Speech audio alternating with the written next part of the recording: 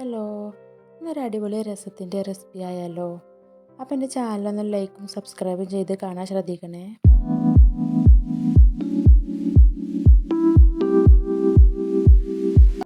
അപ്പോൾ രസം തയ്യാറാക്കാനായിട്ട് ഞാനിവിടെ ചെറിയ ഉള്ളി, വെളുത്തുള്ളി, ഇഞ്ചി, ചെറിയ ജീരകം, അതുപോലെ കറിവേപ്പിൻ്റെ ഇല, പച്ചമുളക്, തക്കാളി, പിന്നെ കുറച്ച് പുളിയും വെള്ളത്തിലിട്ടിട്ടുണ്ട്.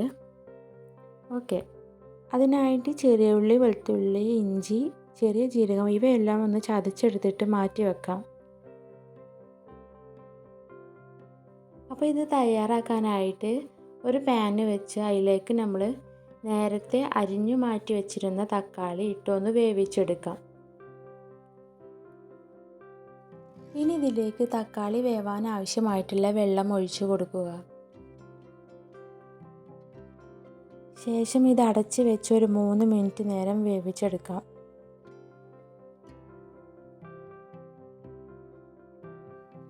ഇപ്പോൾ ഇതാ നന്നായി വെന്ത് വന്നിട്ടുണ്ട്. ഇനി നല്ലതുപോലെ ഒന്ന് ഉടച്ചെടുക്കാം.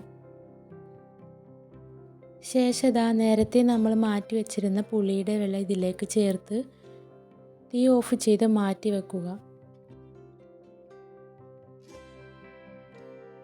ശേഷം വേറൊരു പാന് വെച്ച് അത് ചൂടായി തുടങ്ങുമ്പോൾ അതിലേക്ക് എണ്ണ ഒഴിക്കുക. നന്നായി ചൂടായി വന്ന എണ്ണയിലേക്ക് ആവശ്യമായിട്ടുള്ള കടുക്, അതുപോലെ ഉലുവ ഇവ രണ്ടും ചേർത്തൊന്ന് പൊട്ടി തുടങ്ങുമ്പോൾ അതിലേക്ക് ആവശ്യമായിട്ടുള്ള പച്ചമുളക് ചേർക്കുക.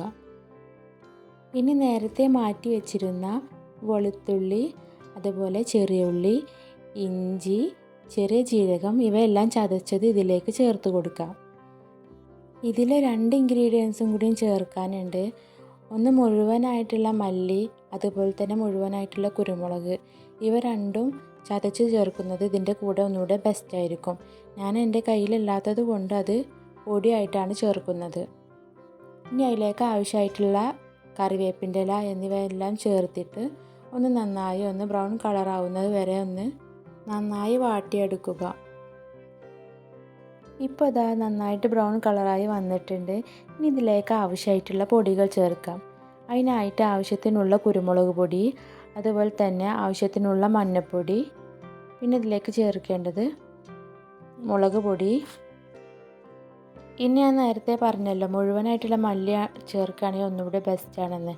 അപ്പോൾ ഞാൻ അതിൻ്റെ കയ്യിലില്ലാത്തത് കൊണ്ട് ഞാനിവിടെ 2 ടേബിൾ സ്പൂണ് മല്ലിപ്പൊടിയാണ് ഇവിടെ ചേർക്കുന്നത്. ശേഷം പൊടികളുടെ പച്ചച്ചുവ പോവാനായിട്ട് ഒരു 5 സെക്കൻഡ് നന്നായി ഇളക്കി യോജിപ്പിക്കുക. ഇനി നേരത്തെ നമ്മൾ മാറ്റി വെച്ചിരുന്ന തക്കാളിയുടെയും പുളിയുടെയും മിക്സ് ഇതിലേക്ക് ചേർത്ത് കൊടുക്കുക.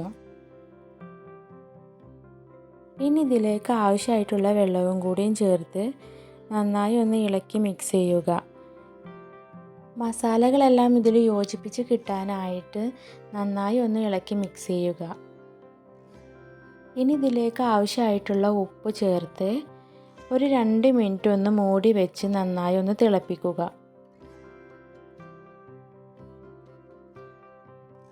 ഇപ്പോൾ അതാ നന്നായി തിളച്ച് തുടങ്ങിയിട്ടുണ്ട്.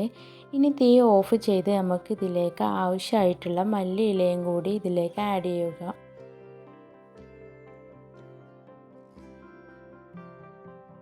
ഇപ്പോൾ അതാ നമ്മുടെ രസം ഇവിടെ തയ്യാറായി കഴിഞ്ഞിട്ടുണ്ട്. വീഡിയോ ഇഷ്ടപ്പെട്ടാൽ നിങ്ങളുടെ ഫ്രണ്ട്സിനും ഫാമിലിക്കും ഒന്ന് ഷെയർ ആക്കണേ.